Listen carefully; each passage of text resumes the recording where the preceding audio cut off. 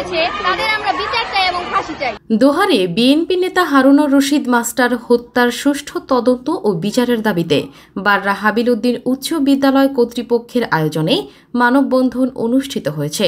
সোমবার সকাল 11টায় উপজেলার নয়াবাড়ি ইউনিয়নের জয়নালের মোড়ে মানববন্ধনে বিদ্যালয়ের শিক্ষক, ছাত্রছাত্রী, প্রাক্তন শিক্ষার্থী ও অভিভাবক অংশগ্রহণ করেন।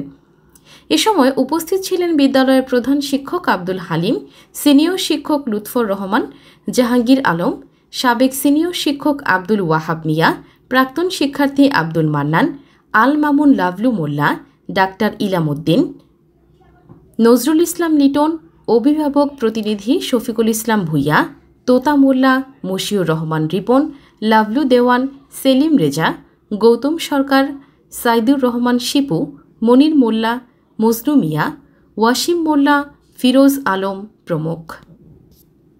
হারুন স্যার একজন বিএনপি নেতাই ছিলেন না, তিনি আমাদের শিক্ষক ছিলেন। কেন তাকে হত্যা করা হলো? আমরা এর বিচার চাই, খুনিদের ফাঁসি চাই। এখনো ধরা পড়েনি, অতি দ্রুত তাদের বিচারের আওতায় যদি না আনা হয়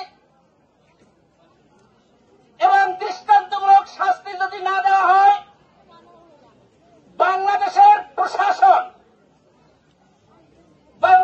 প্রশাসনের প্রতি এই বাংলাদেশের জনগণের কোন আস্থা থাকবে না, আইনের শাসন থাকবে না, দেশে বিচার বিভাগের স্বাধীনতা